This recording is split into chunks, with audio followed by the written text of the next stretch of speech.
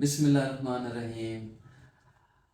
हम आज एक टॉपिक सेलेक्ट किया है, तो दोस्तों की पुरज़ोर फरमाइश पे और इतने ज़्यादा सवालात आए और जो फिर कॉमन क्वेश्चन थे उससे मुतल्लिक़ हमने सोचा कि उनके लिए एक ना वीडियो प्रेजेंटेशन बना लेते हैं, बजाय हर एक को इंडिविजुअल हम जवाब दें। तो जो क्वेश्चन ज़्यादा रिपीट हुए थे उनका हमने जवाब देना शुरू किया है। तो जैसे मैं हर दफ़ा कहता हूँ, दोस्तों से गुजारिश है और जो हमारे कोलीग हैं कि इसमें कोई भी सजेशन, कोई भी ओपिनियन और इम्प्रूवमेंट के जितने भी पॉइंट्स हों या फीडबैक पॉजिटिव या नेगेटिव हमें बहुत ज़्यादा चाहिए, ताकि हम इस सिस्टम को और बेहतर कर सकें और लोगों के मालूमात में इजाफ़ा कर सकें। तो पहला क्वेश्चन जो हमने कई बार पूछा गया कि अक्सर लोगों ने पूछा है कि हमें ऐसी दवा बताएं कि सफ़ेद मोतिया फैले ना। तो गुजारिश ये है कि कोई ऐसी दवाई नहीं है जो सफ़ेद मोतिया को आने से रोक सके, या सफ़ेद मोतिया अगर फैल रहा है तो वो उसको यकजा कर सके। तो जितना हमारा कई सालों का नॉलेज है, जो हमारा एक्सपीरियंस है पेशेंट को देख के, उसके हिसाब से ऐसी कोई दवा नहीं है। तो अगर मोतिया आ गया है और वो उसके काम में इंटरेस्ट कर रहा है उसकी डेली रूटीन में, तो उसका वह इलाज ये है कि आप उसकी सर्जरी किसी अच्छे डॉक्टर से करवा लें और लेंस डलवा लें। आगे जो लेंस कौन सा डालना है, क्या करना है, वो इसके मतलब हम पहले अर्ज कर चुके हैं। अगर किसी ने पूछना हो तो हम वो बता देंगे।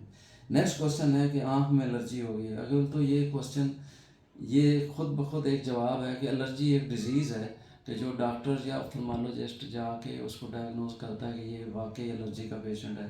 तो पेशेंट खुद कह रहा है कि मुझे एलर्जी है, तो ये मेरे ख्याल में कोई और चीज़ भी हो सकती है, क्योंकि रेडनेस या ख़ारिश होना या आँख में पानी बहना ड्राई आई की वजह से हो सकता है, जो अक्सर लोगों के लिए हैरत वाली बात होती है कि जब आँख ड्राई है तो फिर पानी क्यों आता है। तो ड्राई आई में भी पानी आ सकता है, क्योंकि जब आँख ड्राई होती है तो उसमें अर्ज होती है पानी को सेक्रेट करने की, लैक्रिमेशन उसमें हो जाती है।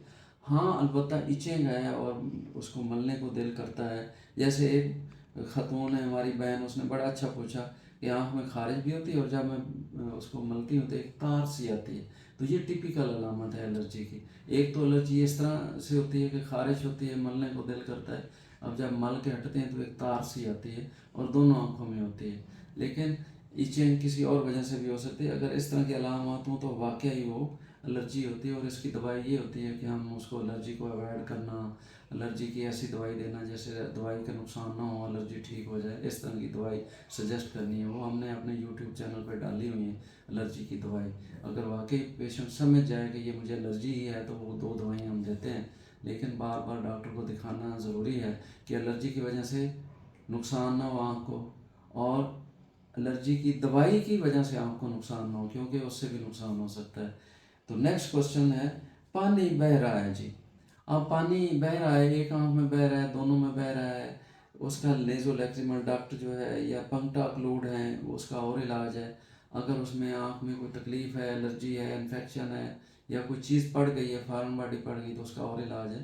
तो यानी आँख में पानी बह रहा है तो वो देखने से डिपेंड करता है। यानी अगर रास्ता ब्लॉक है तो वो रास्ता खोलना चाहिए। अगर एलर्जी है तो एलर्जी की दवाई डालनी चाहिए। अगर इन्फेक्शन हो गया तो एंटीबायोटिक या प्रॉपर दवाई देनी चाहिए।